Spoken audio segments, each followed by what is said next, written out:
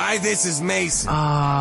We have sort of a problem here. And you're watching the 315 with Brian Higgins Presents. You apparently didn't put one of the new cover sheets on your TPS reports. Transfer Portal Syracuse. You see, we're putting the cover sheets on all TPS reports now before they go out. With Brian Higgins and Jordan Capozzi. Did you see the memo about this? Capozzi. If you could just go ahead and make sure you do that from now on, that would be great. Capozzi. And I'll go ahead and make sure you get another copy of that memo. Capozzi. We need to talk about your TPS reports. With this week's TPS Report. If you could go ahead and try to remember to do that from now on, that'd be great. Here's Brian and Jordan. All right. Oh, thank you, Mason. Welcome in. It's early. It's only 8 o'clock. We were on here at like 12:30 last night. We're burning the lunchtime oil. Welcome in. Jordan and I are both just 100% wide awake. We will accept no follow-up questions on that because that game didn't last for freaking ever last night and started 9 o'clock for no reason. And honestly is like the 12th, 20th thing that we need to talk about from last night. What's up, Jordan? How are we? Oh, man. I'm so wide awake, Brian. I'm living the dream. That game, it kept you awake. It did. But it kept you so awake that when you're done, you're just exhausted from all the lack of good free throw shooting. It was, and we'll break down every excruciating free throw miss here in a second. And it was one of those, right? You know, like it's Syracuse and Monmouth. There's no hype going into the game. There's no anything going into the game. I'm like, well, I'll do a post-game show. It'll start at 11 o'clock on a Tuesday. So be it. We won't have a huge crowd, but you know, we got to do it for the people. And because of what happened, I think we cost everybody sleep in Syracuse because everybody was on the post-game show last night. We were rolling deep until after midnight because you know how it is, Jordan. Like if these games get a little squirrely early, Syracuse basketball fans will turn out because we all need to bitch about it immediately. Here we go. We're working on the camera. Yeah, I was glad to see you had a good turnout because it could have been, first of all, the game went even longer than it should have because, what was his name? Jared Heater, something Heater, Jeff Heater. It's the ref's name, Jerry Heater. Hang on. I still have the box score up. Jerry Heater, yes. That dude called so many fouls that the game probably went another legitimately 15 minutes longer than it should have. The end time, okay, disgusting. Here it is. It's in the box score here. Basketball games should take 2 hours, right? Scheduled tip time 9. The games never start right at the top of the hour. Tipped at 9:05 when the North Carolina Navy game ended on ACC Network. The game ended at 11:27 on a Tuesday night for Syracuse and Monmouth. Like there's just no reason for it. And set aside the referees, but a combination of just stupid TV decisions, crazy refereeing, and man, it was a long one. And then go figure, if it ended 11:27, from 11:20 to 11:27, we were all losing our damn minds last night.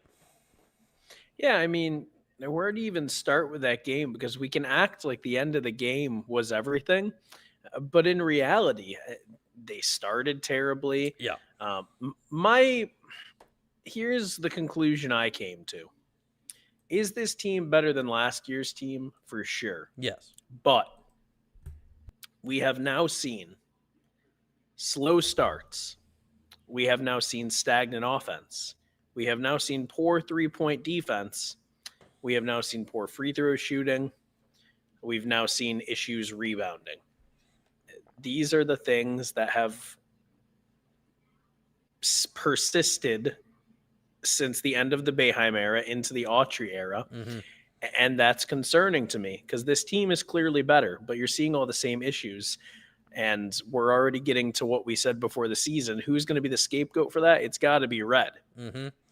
Yeah, and we hear last night, like obviously some of it lands on JJ. He airmailed 2 free throws, but it lands on Red, right? Like, and we'll get into it. Like the clip I posted last night on social media after was like I was just walking my own brain through like the last 12 seconds of the game, of which like, why is the last guy on the roster on the court? Like, Bryce Zephyr is on the court. They're doing offense-defense with Bryce and a guy that literally Luke Fennell had not played. He played one possession the whole game. It was potentially to be shooting free throws in the last minute of like a 2-possession game. So they go offense, defense, and my first thought is like, well, this is crazy, but all right, JJ can't hit anything. Cayenne hurt his hand or something. Like, okay, you don't have Betsy. All right, I'll just go with that. It doesn't make sense, but I'll go with it. But then after it gets cut to it got cut to 3 when they gave up that 3 late.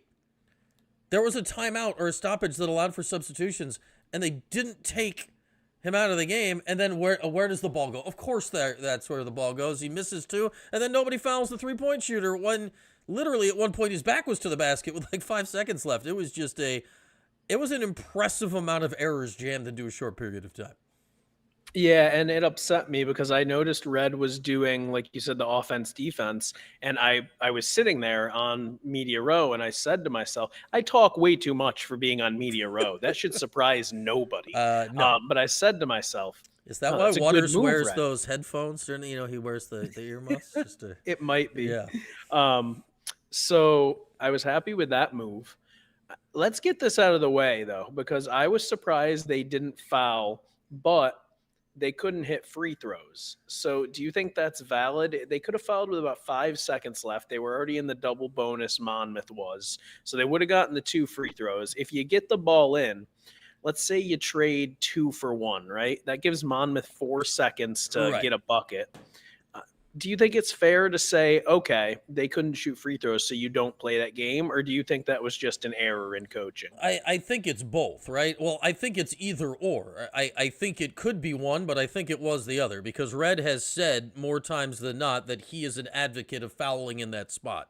And over the course of the last couple of years, we have talked about, I forget what games they were, but it's happened more than once, like them forgetting to do it in that exact same situation. That said, last night, like if you want to make the argument the other way, based on scenario, based on that people can't even hit the rim, all right, I can make the argument. And again, this is unfair to Red, but this is what is happening. Now let's go back to Coach Boeheim post-game press conferences. Somebody would have asked that question, and Coach would have told them exactly how dumb they were for asking the question, but we would have gotten in the doing of that, we would have gotten the answer of his thought process of it, which in some way would have answered the question. I think Red was probably, there was so much stuff that happened there. Like, I didn't learn whether they meant to foul up 3 or not. You were there. Like, I didn't learn that from the press conference. Like, yeah, well, the press conference, everybody was so, there was just more to talk about. Yeah. You had to have like 3 or 4 questions about JJ. Yeah. And you had to have the Cayenne stuff. And you had to have, you stink at rebounding tonight. What's going on? You had to have the look ahead. And also it was late. So there were probably 2 or 3 less questions asked than should have been. Yeah. So you didn't find out. But, the other thing, Monmouth is not supposed to be a good 3-point shooting team. So here, I was looking at Monmouth way too much before the game. Okay. Like, you would have sworn I had money on that game. I was so invested in Monmouth, right? Which we know could not be the case legally, so yes, we shouldn't even ponder thinking about that further. So Monmouth's not a great team. They're big, man. Like, they might not look big. They have like 7 dudes who are 6'7" to 6'9" all in there. Big, a big guard 6'7". Rivera. Yeah, point guard Rivera. He came from San Francisco. Didn't see the floor a lot. That's a good program. He was averaging like 5 combined blocks and steals per game in the first 3. And then they have 3 other guys who are 6'6", 6'5" in that range. So it's a bunch of big guys, but they couldn't shoot. They were hitting like 6 1/3 threes per game coming in.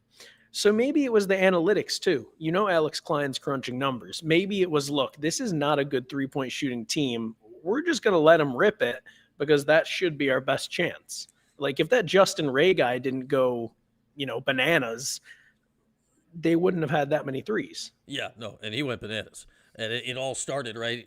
And Emeka Okafor mentioned it 6,812 times after it happened. But once he got the 4 free throws on the tech, and then the foul. That's what got him going in the game. So yeah, like I understand the strategy of that. And it's one thing, you're watching the game last night. All right, it's blood. They get up 14. It's trickling away. JJ hits that 3 late. They're back up 10. You're like, all right, I'm prepared to write off this effort as, that tournament's coming up. It's JJ's first game back. There's a lot of weird.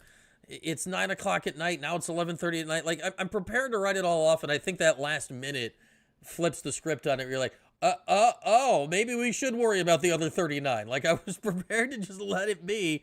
And now I think it's gone, right, Jordan? Like Houston sitting out there, we know how tough that game's going to be.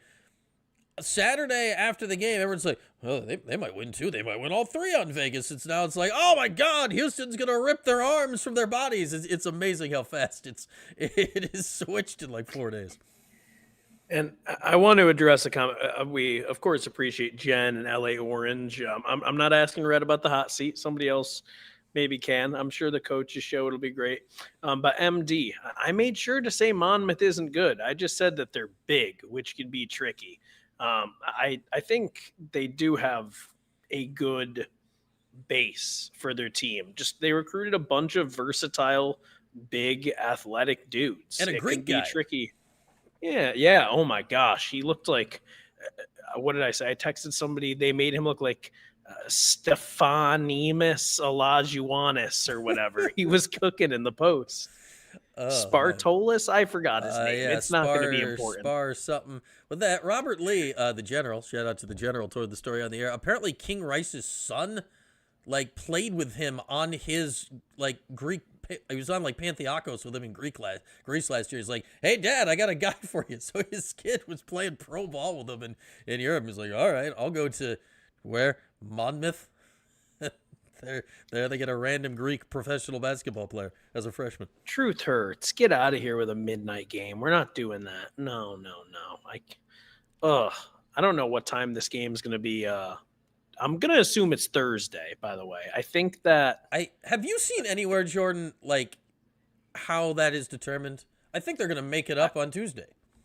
I think I was on their website. I know the championship and the third place game. Yeah. It's Wednesday. They are Wednesday. And the 2 women's games are also, or 2 of the women's games are Wednesday or something.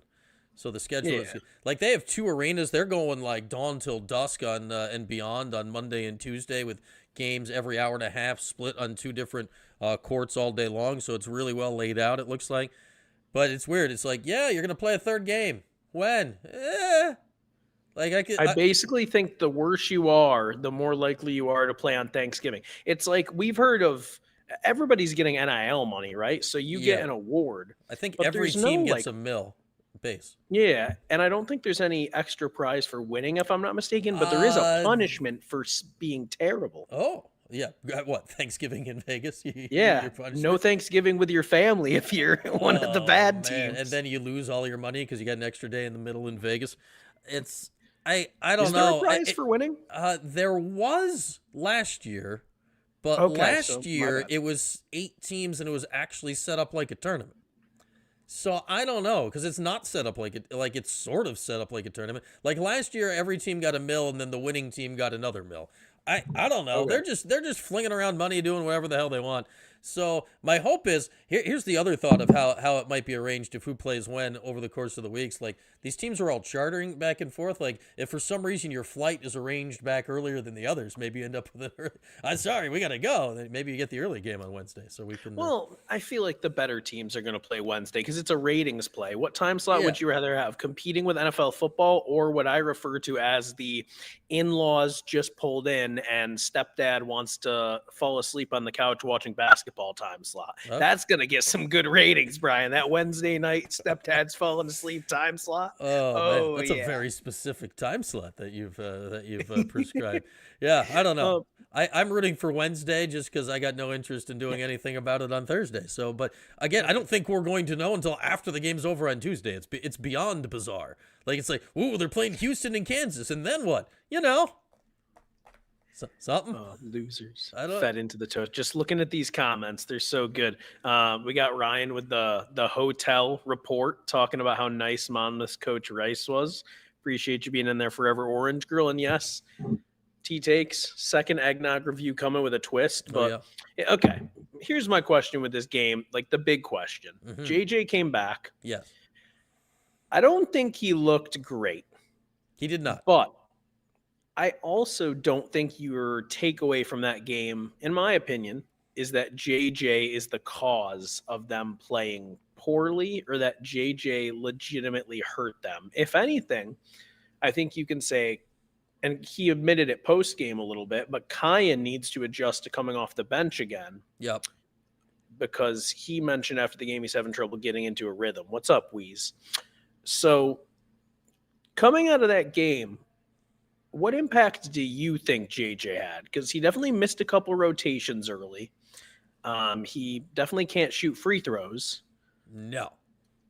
So it's a weird spot, right? Because I think we'd all assume that the best potential version of this team in the long run involves a healthy J.J. Starling who's playing well, on top of Nate King's playing well, on top of Kyan Anthony playing well. Like, the best version of the team is them going that 9 deep that we talked about last week and them all being healthy, which they're not right now. Tyler Betsy didn't play last night. J.J.'s clearly not 100%.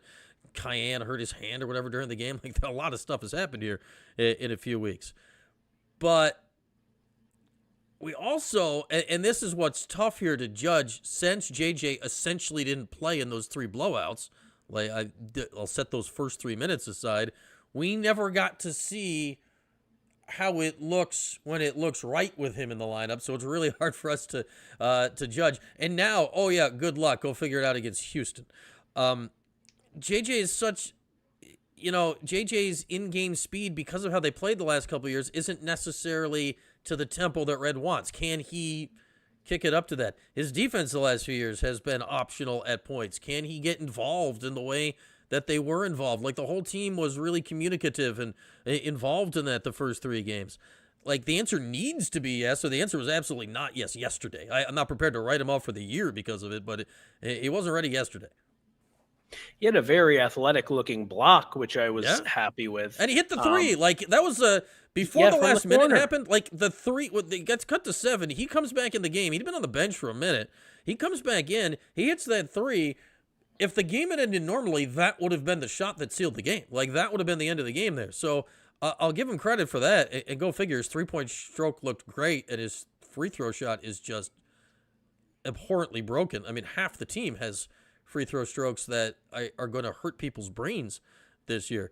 I don't know what they're going to do. We talked about last week, all right, does it matter who starts? Does it matter who finishes? I didn't examine it in this context, right? Like Kyan, I got to figure he can shoot free throws. He hasn't shot 3 throws. JJ's been a mess.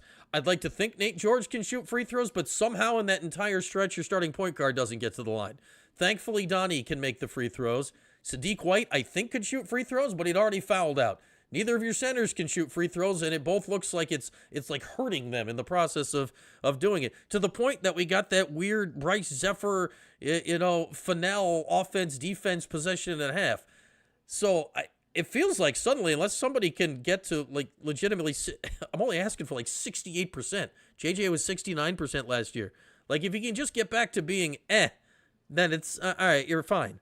But, man, like, you can't win a close game like that. Like, against any real team in a one-possession game, you're going to lose every game down the stretch playing like that. Sorry, the chat's arguing. Randy called Houston's basketball thug style, and then Truth Hurts responded with, "Let's play like men with ties." But shout out to Polite Basketball from Spatch in the Weeds. Oh man, yeah, they're gonna have to get grimy, Brian, against Houston. Like, I don't know what else to say. Also, Tyler Betsy, he was wearing a boot, but Autry said he's going to be back for Vegas. Let me tell you, that didn't usually think translates. I'd say this. He better be back, because they only really have 2 power forwards. Right? Well, Donnie and Sadiq, and even Sadiq calling him a power forward's a stretch. Yeah, Betsy, and again, it's Monmouth. He shouldn't have been in this position.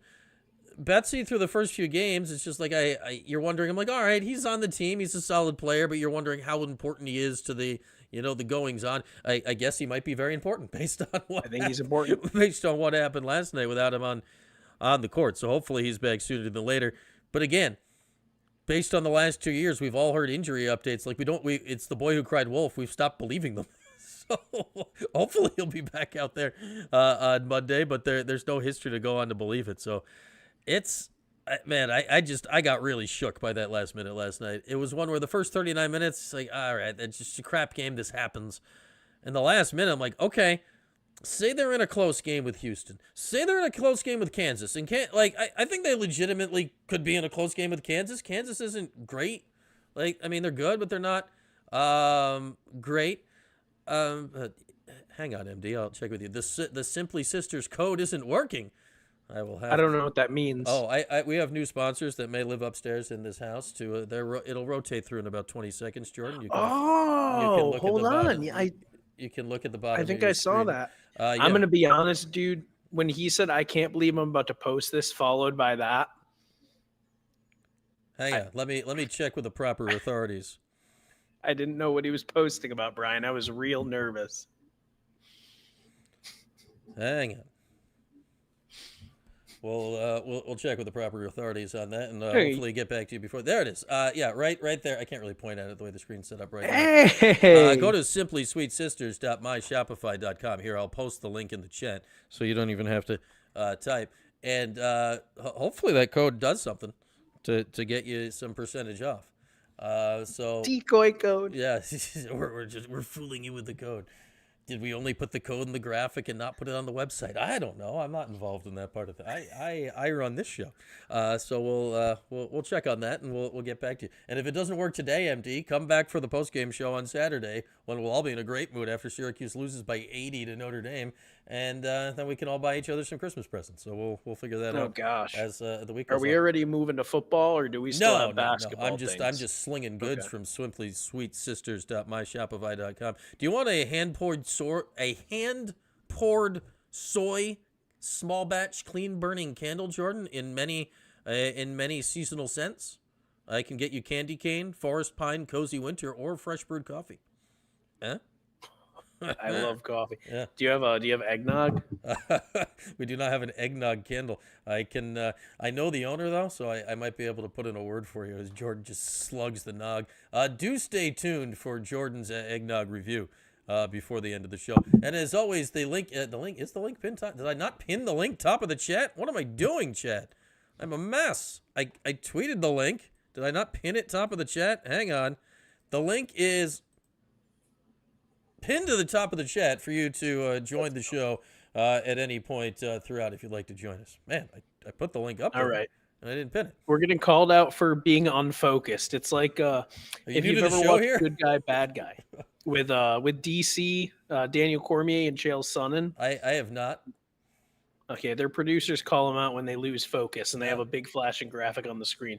So here's the deal, Brian. I think people were starting to believe that they could steal two. I would say 2 of the 4 games. Yep.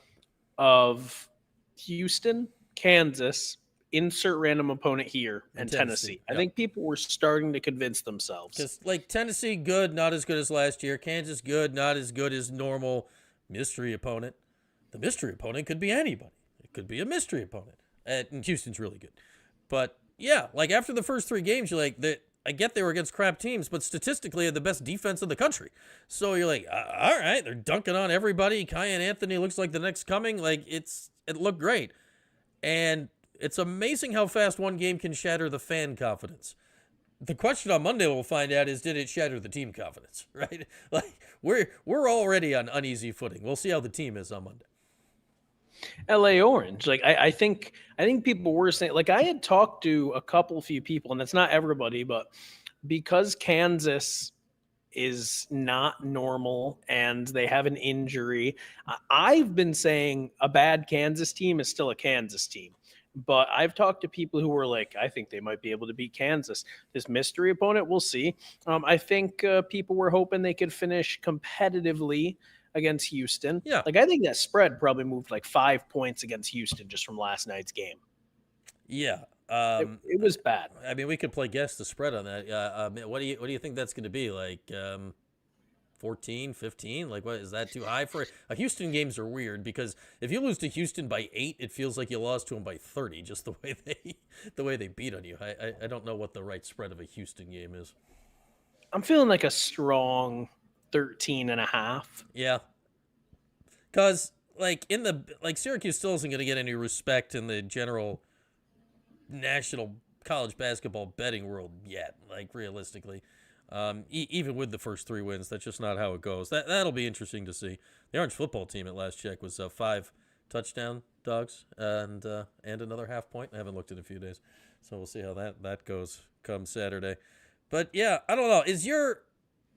Where's your confidence in the team right now? Like, how did let me phrase it this way, Jordan. Did last night change it? Like, how much have you gone from where were you at preseason to where were you at first 3 games to where have you settled after last night? I think preseason I was at maybe them finishing, I don't know, middle of the pack ACC, not good middle of the pack, but in that like, I don't know, 9th-ish potentially, right? Yeah. As they played, I was starting to convince myself maybe they can compete to be top 6. Maybe they can be around a tournament team. And I don't want to get too rattled by one game, but it's like when you have a parlay, Brian, unfortunately. Mm-hmm. And you just need that last leg to hit and you feel really good.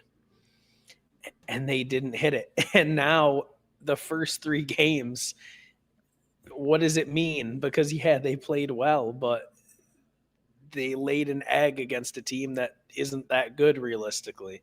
So I'm somewhere in there, I guess. I think they can compete, but I'm optimistic, but I'm nervous rather than just optimistic. Is that fair? Yeah, and like nobody in their right mind is going to predict them to win the game on Monday, right? Like, could they? Sure, but you can't predict it based on anything that makes basketball sense at the moment.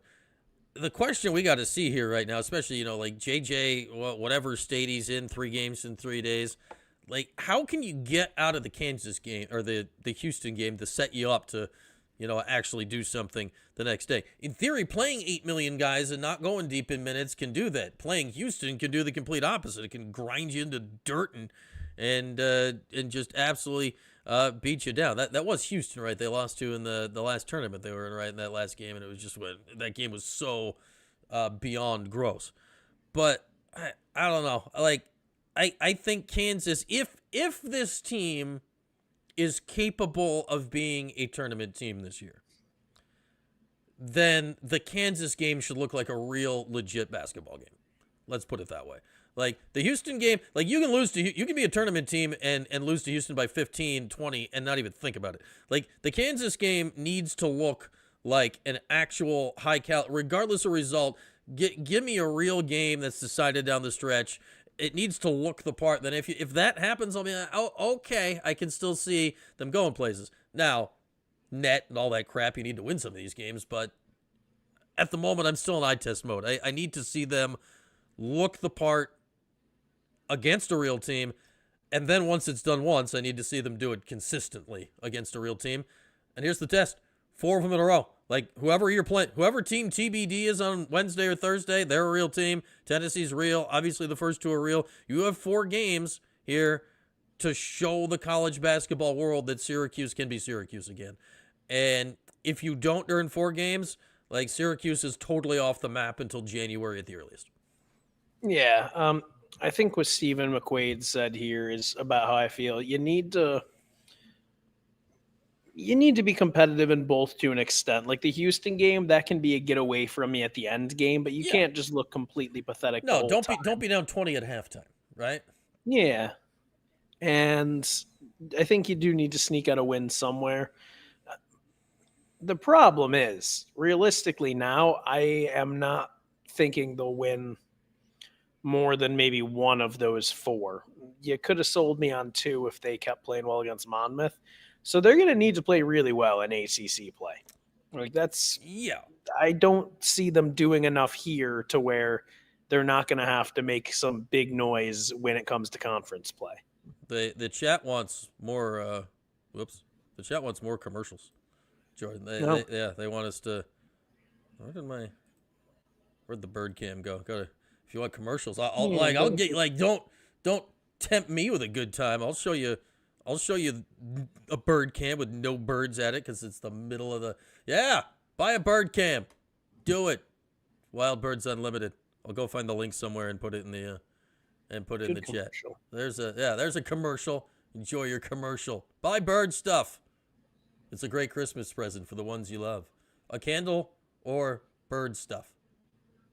There you go. You know what, Jordan? You have your pets often.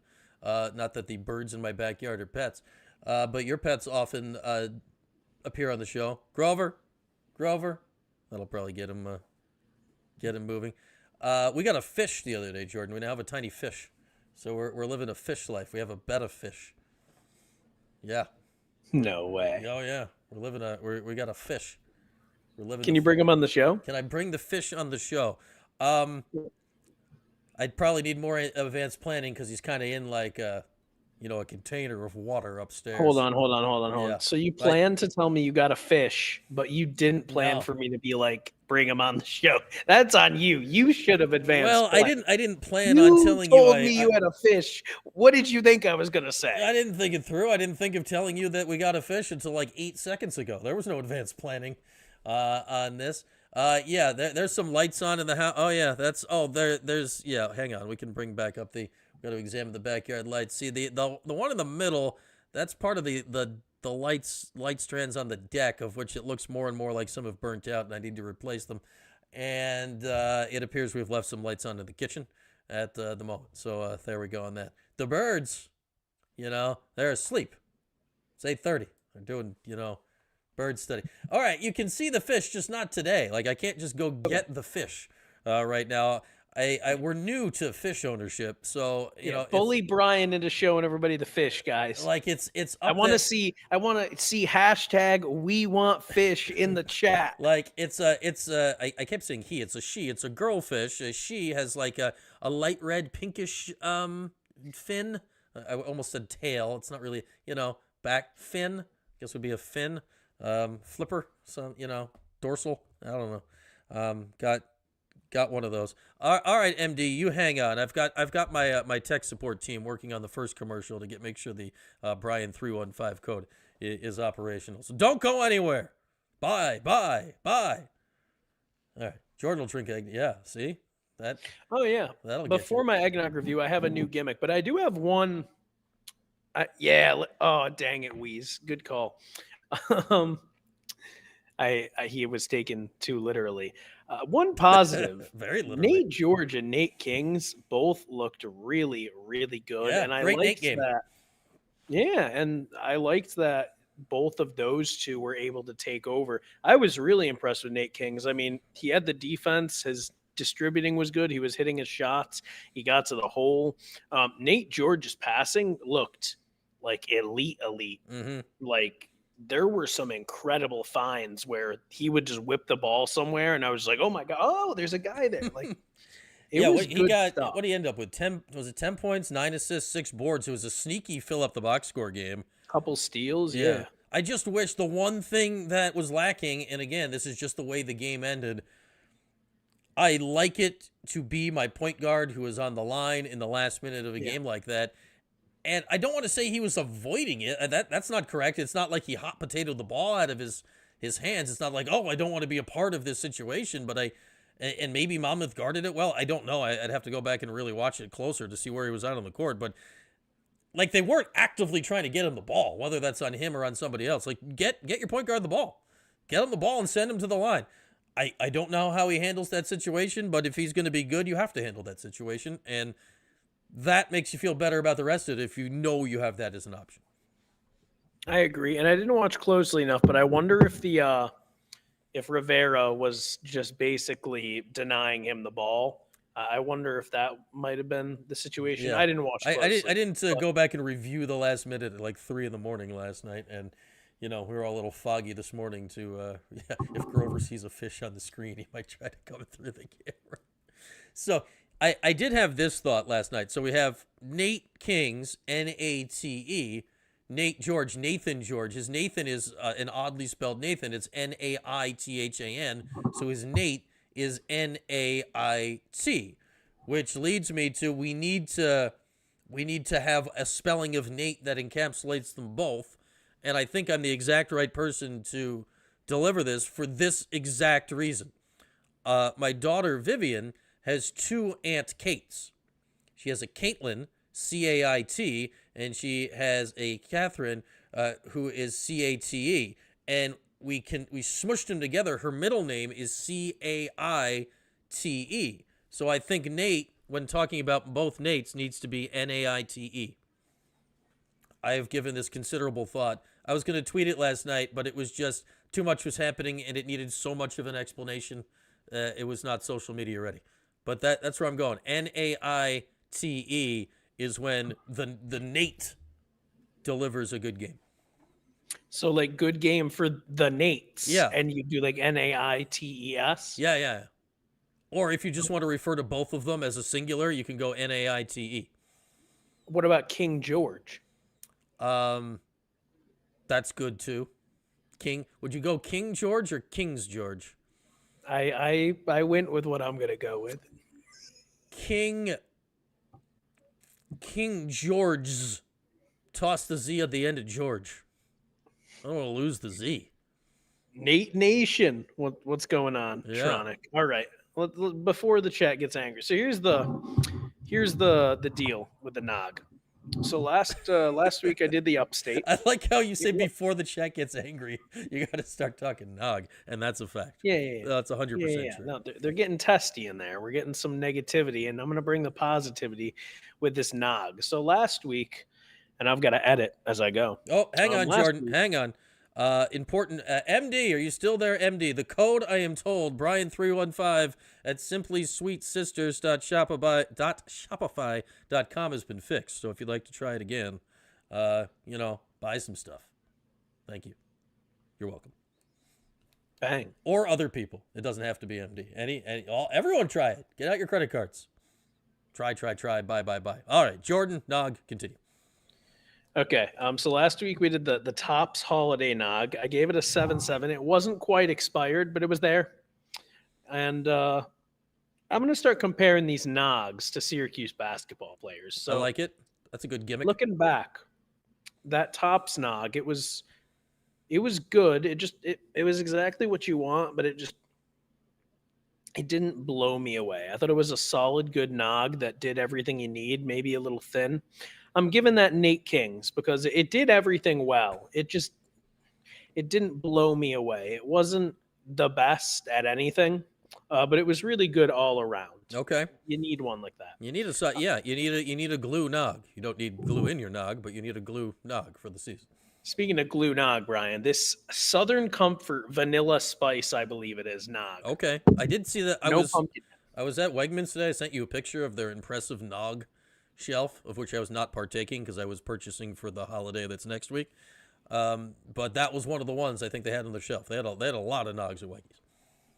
Yeah, so it's good, but as the name suggests, it's very a lot of spice. It's also very thick, which the upstate one was a little thin. This one very thick. It's clearly made to be mixed with Southern Comfort, but it's good. It's just like you have to drink a reasonable amount of Nog, and that's not my game. I'm a volume shooter, Brian. So, I'm getting fatigued of this Nog. If you did the proper ratio of Nog to Southern Comfort to the amount of Nog that you drink in a sitting, you'd just be on your ass right now. You'd be down for the count. It's almost like heavy cream. Like that's the texture, and that's a little too much. So, here's what I'm going to do. Okay. I've adjusted it from what I just typed, actually, because I need some room to go. I like the spice, but it's too thick, Brian. We're going to give it a 6.9, which isn't bad. Okay. But could be nice in other circumstances. It's too thick, right? And I'm going to call this Nog This one's JJ Starling, fitting because he just came back, because it's got good stuff, but when you get too much of it, right, it's not always what you need.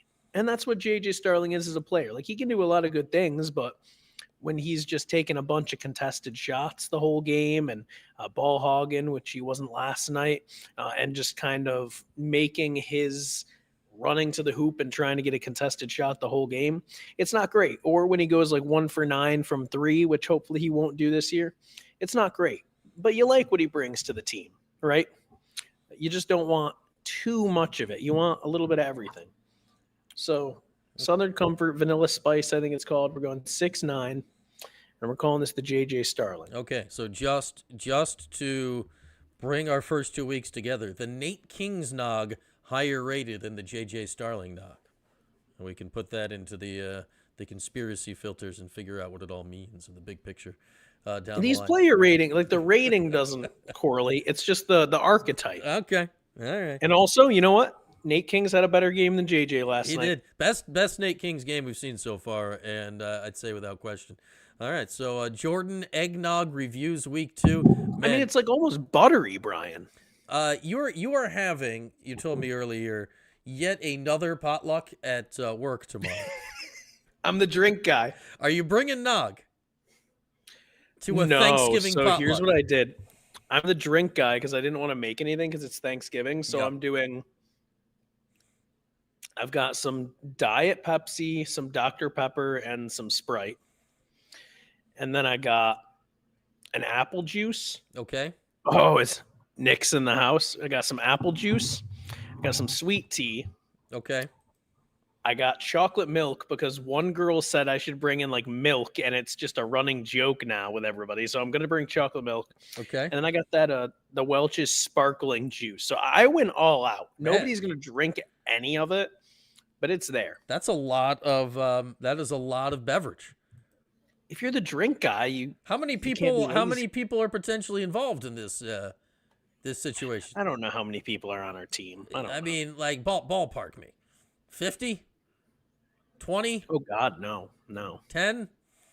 Yeah, probably like. So like our team probably only has like 12 or so people, but like also we have a ton of people who work there. So if somebody wants like a Diet Pepsi, I'm not going to stop them. Yeah, I think you have more types of drinks than you have people at your party. That's good work by the drink guy. Something along those lines. That's good work by the drink guy. All right, let's get a caller in. It may or may not work. Sometimes it works. Sometimes it doesn't. It's a great mystery until we hit the button. We'll bring our guy Nick out in Vegas. What's up, man? What's up, fellas? How you guys doing? Oh, yes. It works. I hear him. It works. All right. Jordan, you can hear me for the first time in 7 weeks. I love it. Yeah, it's a beautiful thing. It's almost like we know what we're doing, Nick. Almost. Let's try to pretend it at least, right? Hey, we're very good at pretending. I got to talk football for a little while, guys. Sorry. I'm like fiending with the bye week. Okay. No, it's a good time. It's a good time. We're going to get there at some point, probably. First of all, I'm going to put you guys out. I want to ask you guys a question. Over, under, 20.5 people in the portal. People in the portal. We The lose. line moved down. I thought I saw you set it higher on Twitter. I you move did, it but then down? I got into a chat with Axe and Javon and Carlson, and we made it 20.5. Okay. Like, it's weird because that also includes, when you get to that number, right, just a bunch of random guys that you don't care that you lose. You're not thinking, like, obviously, like Ricky Collins, there'll be so few names. 20.5. It's a good number. I'm going to go slight under. Slight under. First person that said under so far. Because that's a lot. It is. I think based on, I think Fran is going to try to really focus on roster retainment here, keeping these young guys around, development, all the crap he's been talking about. So I'll go slight under. Now, that may still be like 19. Like, I'm not saying 3 people are going to leave, but just because now it's normal to have roster churn. Yeah, but it's a good line. I that's probably right about right. That's what we do out here in Vegas, you know, Brian? Yeah. I think I'm taking the under too. Now, are we counting? And you don't get a lot of these guys with Fran because Fran is you're either with us or you're against us. Are we counting guys who go in the portal and then if they come back to Cuse? Oh. Yeah. That we'll count that. Just people that enter. We'll say people that enter. Okay. I think I'm still going to go under, but it's only because I can only count right now. Like, there's only one where I'm like guaranteed, because Yasin just said he was coming back. He was one I was concerned about. Byron Washington said he was coming back. Demetrius Samuel has said he's coming back. A lot of the big names who you're like, oh no, they might leave, have said they're coming back. So if they're all true to their word, I think we're hitting the under. And I think if you're a Fran Brown coach player, if you weren't true to your word, you'd be on the curb by now. Yeah, I agree with you on that 100%. So I did it by position group, and I'm just going to start with the first two positions on my paper, which were quarterback and running back. And I had a total of 6. Really? Ricky I'll let Collins. you think about that. Next week, maybe you can tell me who I... Jakari's one of them for sure. Ricky's got to leave. I still think Carney comes back. I think it's a. You think Beelan's going to enter the portal? No, I think he comes back, but not as a quarterback. I would see that too. It's either a position change or he leaves. I think he just changed. I think that's been in the car. I mean, I think that was an option he knew could happen when he came here. Like, so it's not quarterbacks like playing quarterback though. They do. I'll tell you what. Here's what I'm thinking with quarterback. If Fran can just malpractices and puts Carney in against Notre Dame, then I think Carney leaves. Yeah. Okay. If he saves him for BC, I would say he probably comes back. But if he puts Carney in against Notre Dame and doesn't give him a complete game, I say he leaves. I couldn't believe he said that either, that he might play him against Notre Dame. That was crazy. I guarantee you Joe Filardi will not be in the portal, though, because if he leaves the team, he's just going down the hall. You hope Tylee Kill has gotten enough run to where he'll stay. I like him. You hope you're not counting him. Nope. Nixon's done, right? Nixon doesn't have any more. Nixon's done. So, like what? Like Jaden Hart? Are you worried about Jaden Hart going in the portal? Well, no, but it's just a person. It's a body, right? Okay, Jaden Hart, it's a body. Malachi Coleman. Oh, yeah. I forgot about him, so that's a good indicator. He's probably going to go in the portal. Malachi James, I think he'll stay because I think before the injury, it looked like he was trending towards having a role. And his dad's working with Yasin in the offseason because his dad does track. Yeah. So that's something too. But 5 or 6 is reasonable, I would say. Who's the one we're missing? Running back. I drew a blank. I don't have my paper in front of me. I had it at my office earlier today. That's why I said that. But yeah, there was another running back. Doesn't play. But anyway, I hope that Carney doesn't play against Notre Dame. I hope they save him and give him the complete game against Boston College. I think he deserves it. And I think he'll surprise some people. But I'm really worried about that. Yeah, I don't even think he deserves. Like, I don't know if he deserves it or not. I don't care. I think everyone needs to see it happen. Like, maybe he plays the entire game against Boston College and is objectively terrible. Like, I don't know. But, like, at this point, that is useful information also. Everybody needs to know that. Yeah, that would be useful information also. I want to see him. I don't want to see him in this impossible game against Notre Dame. Put him out there against a crap 1-win BC team who randomly almost beat Georgia Tech last week. But put him out there against that. Give him the whole game. Give Filardi all this week. Give him all next week. And then the season's over, and then we can figure it all out. But like, I got there's one a more world question where for you, Carney's the though. backup quarterback next year, so you want to know if he can play a little bit. Right, exactly. But I got one more question for you. So Fran did say that Nixon and E-Rob are back, right? He said that at the press conference. He did. Which that was crazy. It was. I think that was the dumbest thing he could have said, first of all. Second of all, even if they weren't coming back, he can't acknowledge that until after the class signs because of losing people on flip for the recruiting class. Well, specifically with Robinson, obviously, because he's a major recruiter. Correct. What do you guys think? Do you guys think that they both come back? Or do you think that it was just him saying that and he shouldn't have said that? I thought the whole exchange with Chris Carlson was odd there because Fran like filibustered the first 10 minutes of the press conference, said absolutely nothing. Then Chris got that question in, and like, it's one of those where generally you answer that it's like, hey, that's, we haven't we haven't begun to think about it. We'll deal with it at the end of the year, even though they clearly have begun to think about it because they made staff changes a couple weeks ago. Yeah, do I think like the shine's off Nixon a little bit? Like he's probably not getting an NFL OC job. You still wonder because Josh Gaddis is there, and that's a very easy move for Fran to make for OC next year. Fran's not firing his friend Elijah Robinson. I could potentially see a world where he promotes him, like into a. I said the same thing. Like make him like an associate head coach, and then have somebody else call the defense. Yeah, you can like he's still here. You can promote him out of play calling. You can you could add Gaddis as the 18th co-coordinator. I don't know.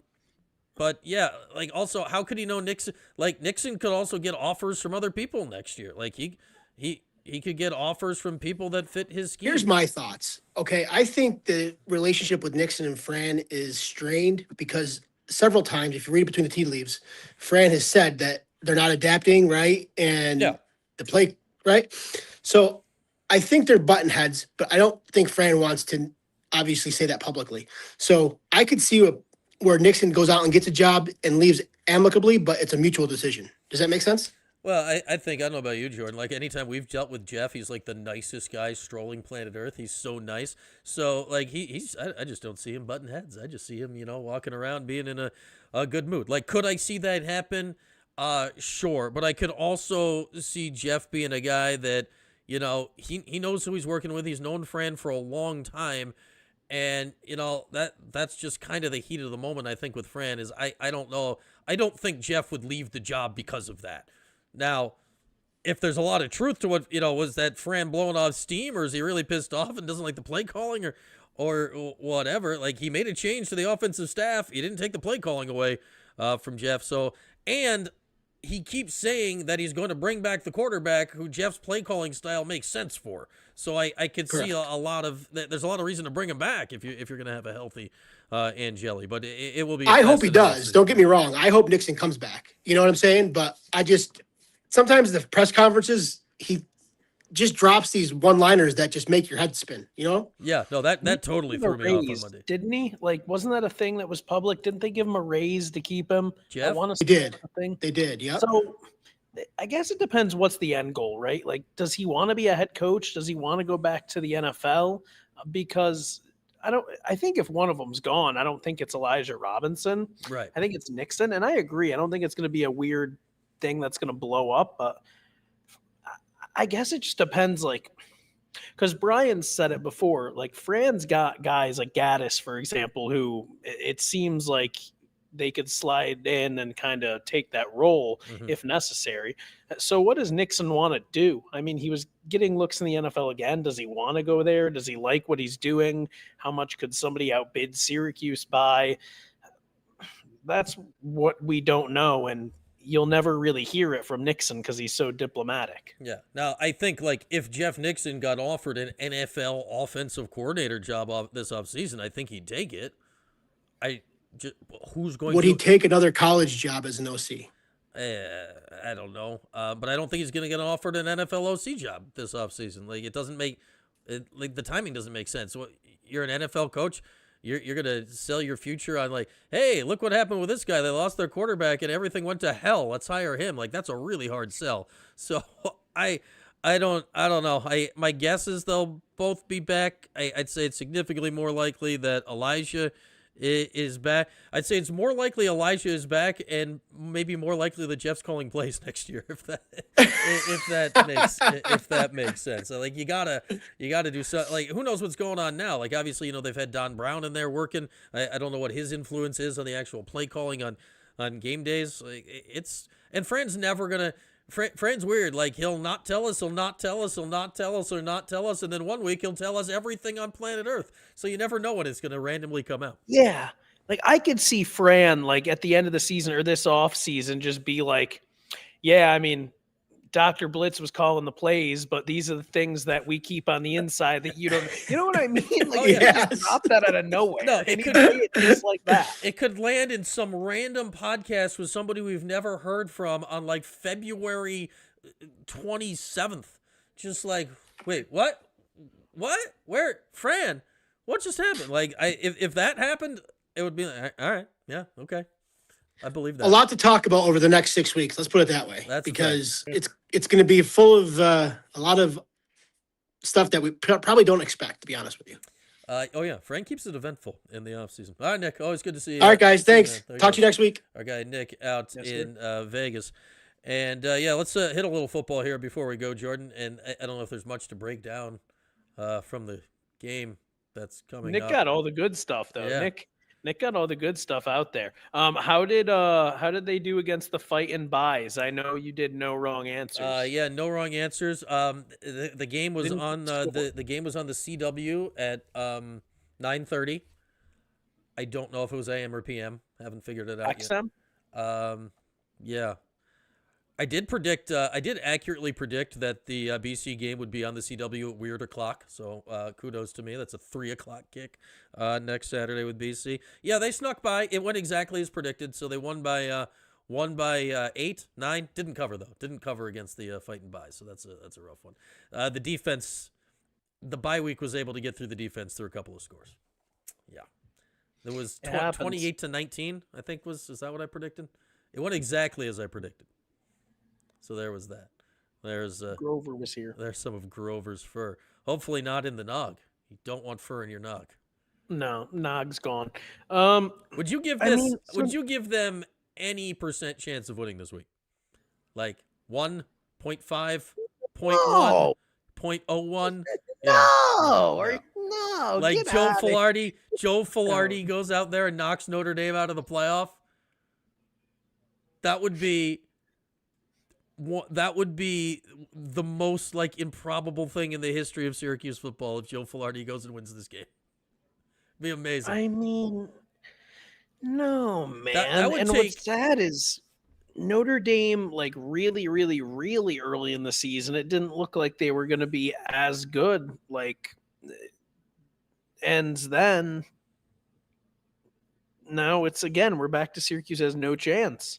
So, man, this would have been a really fun game with Angeli because of and not just because like all the other games would have been fun because you would have had a quarterback. This would have been fun because of all the history and everything. Hey, the guy that saved them in the playoff last year, trying to knock him out of the playoff this year. Marcus Freeman had just glowing things to say about Steve this week. He seems to be a real class act. Notre Dame's head coach who the Giants potentially seems like a good dude. An eye on or not. I don't know. But yeah, they're just gonna get crushed.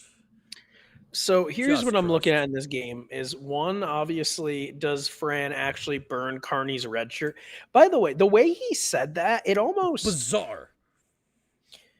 It almost felt like the only point of that comment was to draw attention to the fact that Carney is making it clear he wants to red shirt. If you know what I mean. Like it's almost like he was like faking he said it and had to think about we'll do it or we won't do it or whatever. But you know what I mean? Like he's not going to do it. There's no way. But he was like, we might play Luke, but I don't know. He's got one more for his red shirt. So like it almost felt like he said it just to bring attention to the fact that Carney really wants his red shirt. Yeah. And Fran might be a little annoyed because he needs a guy to play. So there's that. I mean, it's been weird for 6 weeks here. Like, all right, he wants his red shirt. Now we've gotten so late in the year, so give it to him. But everything else Fran talks about for a month, right, is I want to see development. I want to see the young guys. Why is that the one guy this doesn't apply to? Yeah. It's bizarre. It is just bizarre. Like we saw Tylee Kill start playing late in the season, right? I like him. I want to know how many. Fran was bragging about how they had like 20 freshmen play, and he's going to keep playing more freshmen because he said it in his presser about how like it's a recruiting thing for him. Like he's going to get those young guys in there, because that's how you get good recruits now. Is you give them time to play early, and maybe that's his plan. He knows they can't compete at the upper echelon of the portal 9.5 out of 10 times. So he's going to try to get good recruits and develop them and use his relationship skills. So I want to see who else are we going to see that we didn't expect over these next couple weeks. And then 3, this isn't the Notre Dame game. it's the BC game. Mhm. The fact that they almost beat Georgia Tech, that makes me a lot less excited for the end of the year. Yeah. Like BC can be a competent team, and I didn't want a competent team, Brian. No, I wanted to go out there and watch a the worst wonderful football game known to 17 mankind. Yeah, I wanted 17-3.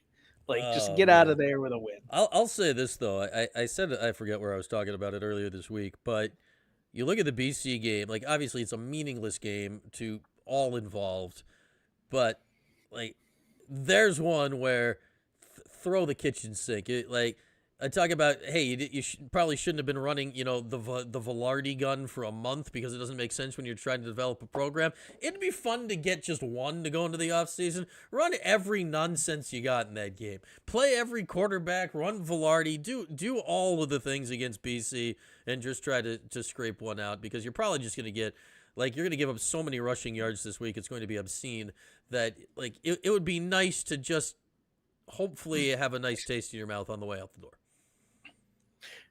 Just do it. I don't care what's going on. Give me a Jakari drive for good times. I don't care if he can't throw the ball. Just give me some Rich Beelan, whatever he does back there. I just want to see them on the field holding today's newspaper. I want to see like proof of life out of some of these guys. It's been just mysterious. And then like this week, Fran didn't even say the word Ricky Collins. Like the word Ricky Collins did not pass his lips at the presser on Monday. It's so weird. Yeah, absolutely weird. I don't know what's going on with that poor guy, poor Ricky Collins. You know, Carlos Del Rio Wilson has been all right at Marshall this year. I wonder if that's how we're going to be looking at Ricky Collins. Man, who was like, oh, look at Ricky Collins. He's 8-4 over at University of Texas San Antonio right now. Good for him. Who was a worse player at Syracuse? Like Collins played more than Carlos did, but like Carlos started that BC game that basically got Fran fired him anyways, and he threw 4 interceptions against a crap BC team. Like, and that was his big moment in the sun, was that one game. Man, neither covered themselves in Syracuse glory. But man, he threw a laser. Oh, he threw a laser, like right to the other team, but it was a laser.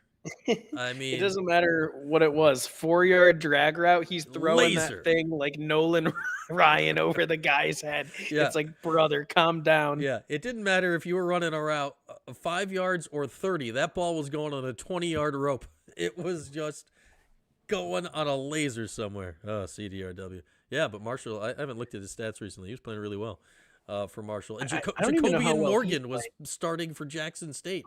Remember that name? He's a guy that existed. Oh, yep. He was the future for a few weeks that one time. All right. That was incredible. Jordan and I both look like we're falling asleep here, which is probably a sign that we were up far too late for that basketball excitement. It was bad. And here's the thing, too, and this is the last thing. I started a new show, and I don't watch shows. Oh. It's not my thing. What are you watching? So it's this show on Netflix. It's called Running Point. I somehow got stuck with a show that's starring Kate Hudson.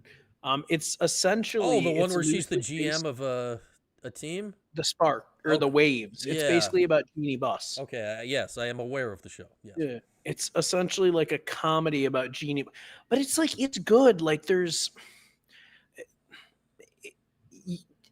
like a comedy, and it's not like super related to basketball. It's like the backdrop, but they don't try to get too into it, which I think benefits them. But it's more about the ins and outs of running a basketball team than it is like actual basketball. It's good. Like I would recommend it. I think it's a fun little show, half-hour episodes. It's funny. I